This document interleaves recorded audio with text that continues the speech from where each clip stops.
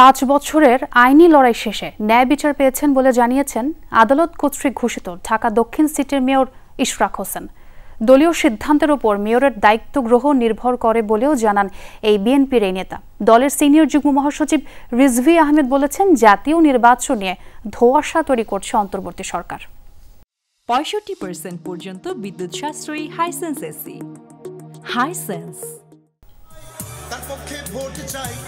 2020 সালে অনুষ্ঠিত ঢাকা দক্ষিণ সিটি কর্পোরেশন নির্বাচনে মেয়র পদে নৌকা প্রতীকে ফজলিনুর তাপস আর ধানের শীষের হয়ে প্রতিদ্বন্দ্বিতা করেছিলেন ইশরাক হোসেন।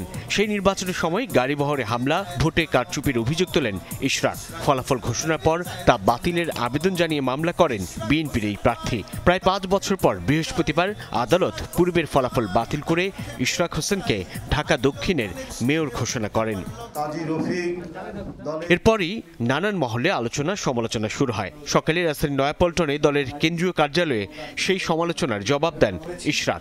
এই রায়টি হওয়ার কথা ছিল আরো 4.5-5 বছর আগে, 180 দিনের মধ্যে, কিন্তু স্বৈরাচারী শেখ হাসিনার আমলে এই রায়টি আমাকে দেয়া হয় নাই। অবৈধভাবে যে ক্ষমতা দখল করেছিল, একটা ভোট রিগিং করে যে মেয়র পদটিকে দখল করা হয়েছিল, সেটার বিরুদ্ধে যে একটা আইনি ভিত্তি প্রতিষ্ঠা করলাম, যে আমি কিন্তু হারি নাই, আমাকে হারিয়ে দেওয়া হয়েছে, অতএব সেটা কাগজে কলমে প্রতিষ্ঠা পাক, সেটাই আমাদের লক্ষ্য ছিল।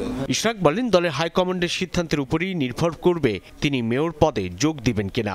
স্থানীয় সরকার নির্বাচনের আইন অনুযায়ী নির্বাচন হওয়ার পরবর্তী 30 দিনের মধ্যে অভিযোগ করতে হয় এবং সেই 30 দিনের মধ্যেই মামলাটি করা হয়েছিল। বিএনপির সদস্য দেখে তারা যদি আমার প্রতি বৈষম্য করে, আমি যদি ন্যায় বিচার চাওয়ার জন্য যদি এখন অপরাধী হয়ে যাই, তাহলে আসলে এই ক্ষেত্রে আমার কিছু করার নাই, কিছু বলারও নাই, জনগণই সেটার বিচার করবে। ভারপ্রাপ্ত চেয়ারম্যান তারেক রহমানের পক্ষ থেকে রিকশা ভ্যান ও অটো চালকদের মাঝে ঈদ উপহার প্রদান অনুষ্ঠানে বিএনপির সিনিয়র যুগ্ম মহাসচিব রিজভী আহমেদও বলেন, ন্যায় বিচার পেয়েছে জনতার মেয়র খ্যাত ইশরাক। জাতীয় নির্বাচন নিয়ে সরকারের বক্তব্যের সমালোচনা করেন তিনি।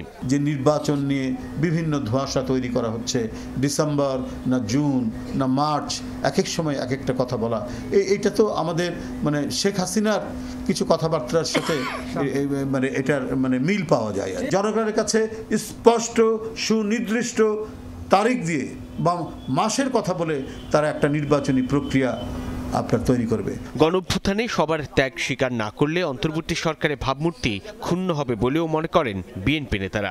মানুষের যাতে দুর্ভোগ পোহাতে না হয়, কোনো ক্রমে এইটা এই সরকারকে দেখতে হবে। সাইফুদ্দিন রবিন, যমুনা নিউজ, ঢাকা।